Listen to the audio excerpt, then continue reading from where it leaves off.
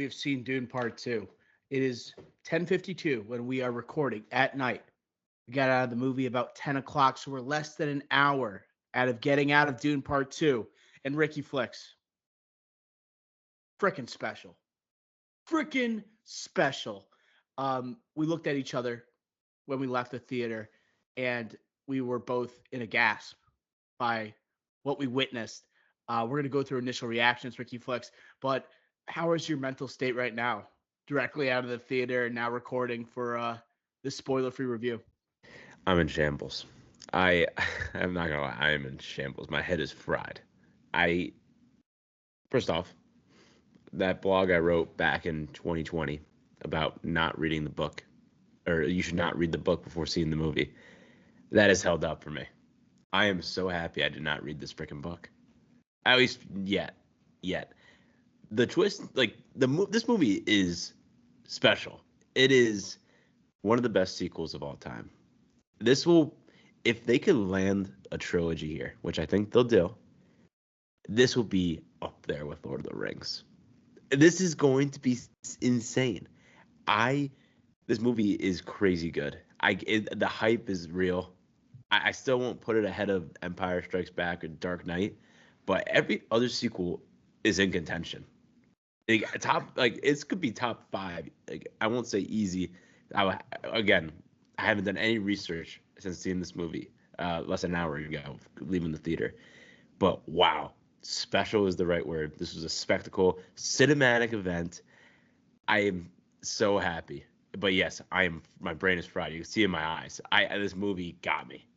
Ricky, after watching this movie, I was just murmuring to myself in the car. I get it. I get why this book is so big to tackle. I get why this had to be divided into two parts with the massive themes of this story. One that are only just like it's only dived into a little bit in the first film, but here with war, with politics, with religion that is such a prevalent theme, I will be thinking about this blockbuster for I don't know how long for I don't know how long. And I know I'm going to see it again this week. We're going to watch it on Thursday. We have tickets. We had the early screener today. Thank God we were able to see it prior to most audiences, and we can just tell you how amazing this movie is because this movie checked all the boxes. But I was saying, just this movie, I get why people worship the book, and what I've been reading is that from online is that people that have read the book they think it's a pretty faithful adaptation from what Herbert wrote in the mid 1960s.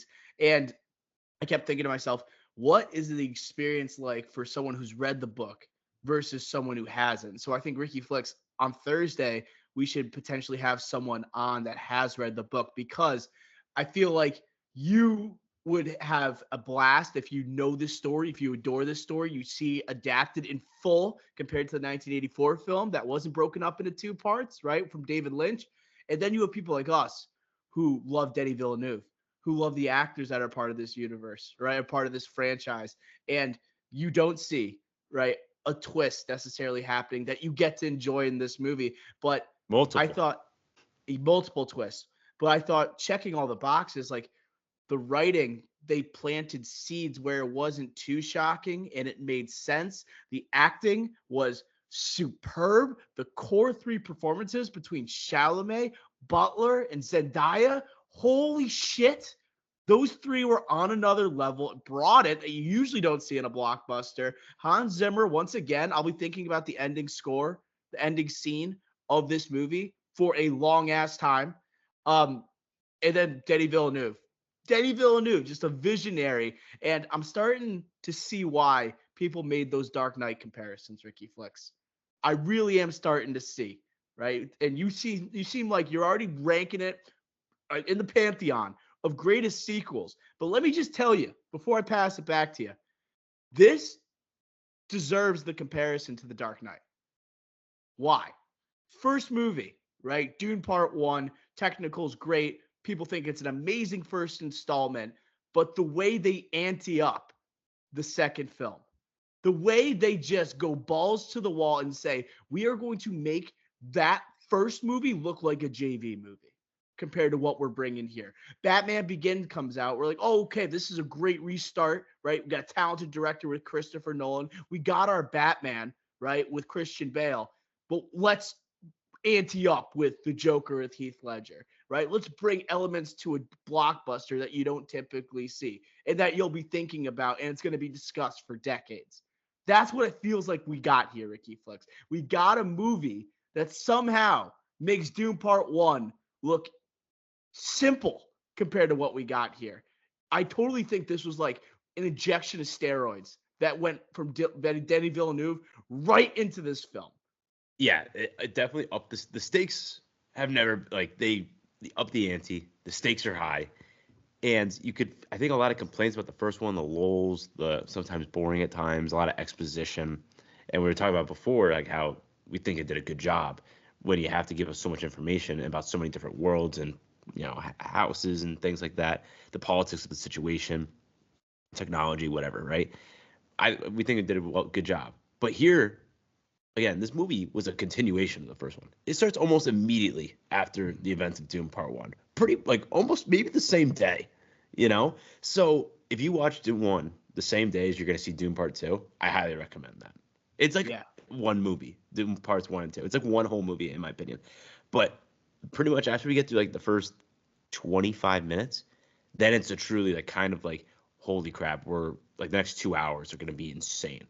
And particularly the back half of this movie, when Austin Butler gets introduced, when all this, like, the Emperor's involved more, and then you get the great third act, and it was just balls to the wall the entire, like, that. That third act. I will be thinking about that third act for a long ass time. I think you're exactly right pointing out the performances. I think in addition, again, another thing we talked about on this podcast earlier today that we said, oh, like maybe overacted. Josh Brolin, good comeback performance here. Big time. Good comeback. Florence Pugh, great addition. And Javier Bardem, what a beast. What an absolute legend. This guy takes the role, like we were talking about, like, oh, Oscar Isaac, like who's going to take that presence for Paul, or for Timothy. Javier Bardem does it without like a scratch, Without Momoa. When Momoa's gone, right? You need someone bringing like that energy, right, to the film. Bardem brought it. A little bit of humor. When he was right outside, like the three I mentioned, Bardem was my next favorite performance.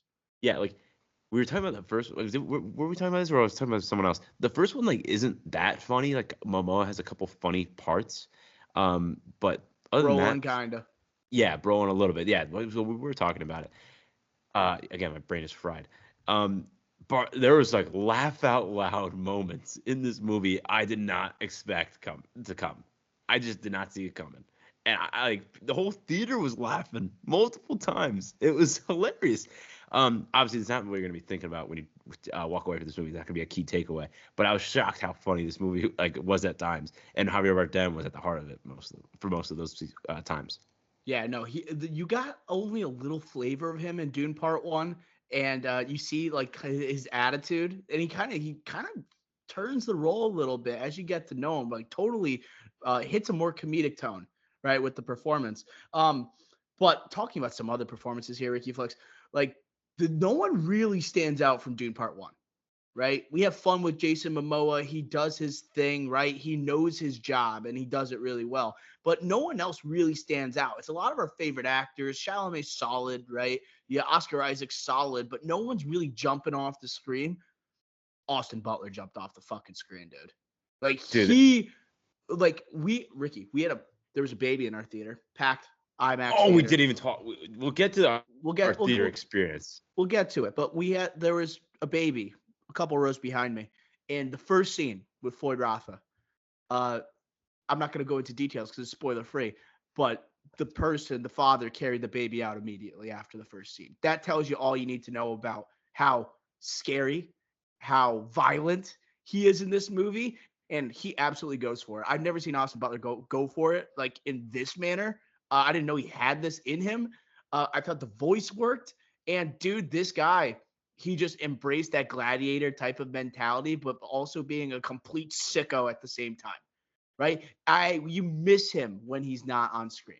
You totally I miss him. But I will say, when you miss him, like, you get another side of Chalamet and you see his performance. He's able to go fully into the Paul Atreides character, carrying over from his focus in part one to then like into his journey in part yes. two here. Ah, And seeing, right, them juxtaposed with one another, Floyd Rafa and Paul Atreides, it was incredible. It was incredible. With Zendaya then being the heart of the movie, I was like, damn, like they this was all about the young stars. And like I would love to call more about like Bardem and to see more of Brolin and to see more of Christopher Walken. That would be great. But it's about those young stars. And this this movie was like saying, this is the future. This is the dude, future that's right here. I wrote down like this was a battle for who's gonna be like the next guy. This Yeah. movie, and I think Zendaya, like if you want to not divvy by like male versus female, just next person in general in Hollywood, add her to the list here. These three were duking it out the entire movie. I think Timmy, the first hour, right? It was kind of similar to Dune One, Part One, where it's kind of telling you about the Fremen, and I don't know spoilers, but like it was similar vibes, except like in my opinion better. But there was just a lot more. The flow was so much better, I think, in my opinion, and it was more exciting. Just going on the journey with Timmy, right? And he carries that. It's great. But you're right. The second half of this movie, when you have both the journey that stakes rise in the second half of this movie with Timmy, but the introduction of an Austin Butler, and then just the back and forth of the Harkonnens and Fremen / Atreides there. It is absurd. It is absurd what Denny V did here. I was on the edge of my seat the entire last hour. I was like squirming. I could feel like my like gut, like I don't know, like nerves. Even though like I know like there's gonna be a third movie, and but like at the same time I was like, holy crap, this movie is getting to me. And I think a big part of it was because of these performances were so great. They were Yeah. great. Jumped off the screen. Like, you didn't have that type of jump in the first movie. And that's also just like what separates it. When we're thinking comparison to the Dark Knight, you're like, oh, like you have performances in the Dark Knight that leap off the screen, right? Compared to like Batman Begins. Any other performances you want to like shout out? Leia Seydoux, minimal screen time, but she absolutely slayed it. I Killed thought it. she was incredible. Like, her as a member of the Benny Gesserit, that was great. And you see like the stills of her and Austin Butler. What an incredible scene that those two share in that moment. I couldn't agree more. The performances here really, really stuck out in a big way. If Anything else stick out, right, to Yeah, you I from guess this just movie? my last comment on this performance would be like I like Florence Pugh and Oppenheimer, but here less screen time than that. I loved her in this. I thought she was Really? perfect. Really I interesting. thought she was perfect. I honestly thought like her character, the way she was portrayed that character, I thought like, oh, that makes sense. She nailed that, in my opinion. And the other one I wanted to highlight, I do think Timothy Chalamet did a like pretty much complete performance for a blockbuster. Like he carried this movie. Like he did carry this movie, Oh yeah. and through all the emotions, the physical performance, everything. This was a complete like acting performance. And I'm not saying like, oh, he should get an Oscar or anything. I know what this movie is at the end of the day, but again, one of the key questions going into this was like, can Timmy carry potentially $1 billion movie? Holy crap, he did that then some. And this huge IP that you just talked about, saying how like, oh, this is unadaptable. Uh, Star Wars it was inspired by this and so many others. And it's like Timothy Chalamet, can he handle this with such a big supporting cast who again who are nipping at the heels saying, no, I want to be the best performer here. I want to do this. I think Timmy gave the most complete performance. He shouldered the movie. Yeah, You it know, was so impressive. he didn't shoulder Dune Part One. He shouldered this movie. I think Austin Butler is the scene stealer. Timmy shouldered the movie, and then Zendaya was the heart of the movie. Like if you want to I compare, oh, go ahead. Yeah. like the Leo always gets brought up. This is like his Titanic. If we want to like just do the comparison that we always have to do, just because you know Leo's giving him advice, Timothy Young acting nomination for an Oscar there, Call Me by Your Name. It's just like this is his like big movie, his shoulder in the performance, and working with a big time director. I will sort of share a controversial take on Zendaya. She was my third favorite out of the three, but she Same. does the same thing in most of her performances. She's uh, she's doesn't do she's she does have some emotion there, but she's pretty much like one note is usually a bad thing to say. Not one note, but she does the same thing. Like it's Yeah, right. her. She's hard edged, has but deep down is soft on the inside. Think about Euphoria. Think about her as Mary Mary J. Jane, and now look at her as Chani. Like they all are very comparable. So I'm saying who really did something different, right? Would be Austin Butler, right? Who is doing the most work is going to be Paul Atreides with Timothy Chalamet. And I think Zendaya is just really good at what she's really good at. That's my take. Yeah, well, yeah, I totally agree. And again, like I don't think one note. Again, I don't think one note. It's just like that type of character, you know. Like the entire time I was thinking that was like, Badass, tough, soft on the inside when you really get down to the inner core. That's what it feels like every time. yeah, and it's fine. Like it's She's fine. really good at it. I'm just saying like it was still great. It was still great. It's just obviously there's less to do, I guess, or less like other, Austin Butler unrecognizable in this. Yeah. Like unrecognizable. Zendaya, you recognize her. It's like it's not. She doesn't have to do anything over the He's top, Austin Butler's flexing in this movie, literally and figuratively. dude. Like again, no spoilers, but he is freaking like he is the guy for dude. If you listen, if you're a long time listener to this podcast, I'm an Austin Butler guy. Holy, this for me solidified. Like this guy is him. Like he is Yeah. him. He can play a villain, dude. He can play the villain, right? After being the likable guy and everything he's been in, right? Taking a risk in like a movie that's gonna be one of the biggest blockbusters, if not the biggest blockbuster of 2024. And Ricky Flex, I want to say also what this movie had that Doom Part One was kind of lacking. Doom Part One, it's technically it looks amazing, right? The world building is incredible.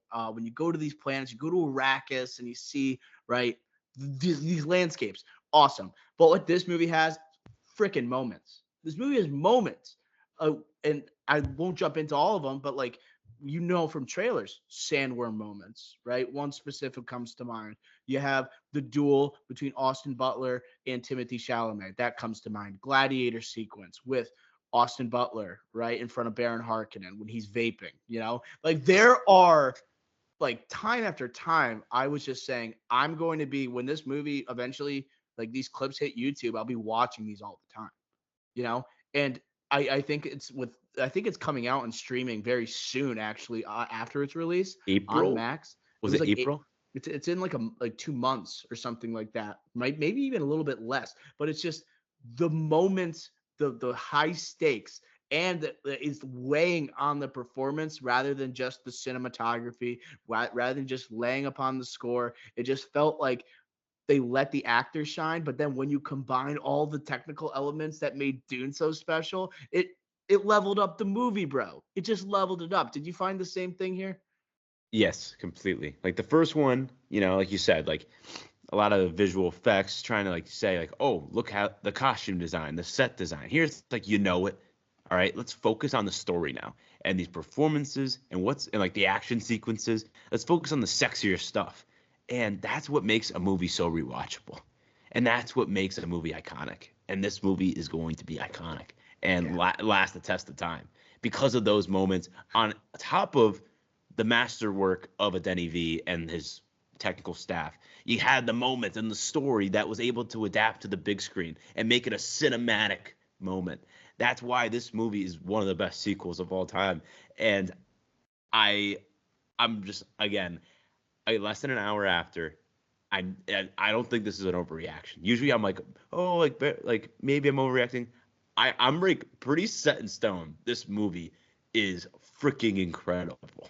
Yeah, me too. And I am happy that we get to do a deep dive later this week. We are going to see it a second time, trying to like maybe just clarify a couple thoughts. But with the big moments, also they're sprinkled through, right? So you get some in the beginning, the first act, you get some in the middle, and you get also obviously a few in the third act. But there is no even like in the slow parts, I found myself pretty locked in. I thought when you're on Arrakis and you're in the Sieges with the Freeman, uh, I thought those were that I thought that because that's a part of the world you didn't get to see, right? You didn't get, and you got to where the Harkonnens are. You got to know that locale a little bit better. I just thought what they did with the Fremen and the Sieges, I was locked in and learning about like the theme of religion in this movie. It's like Big. literally, it will stay with me for so long. And I can see how this book was controversial when it came out.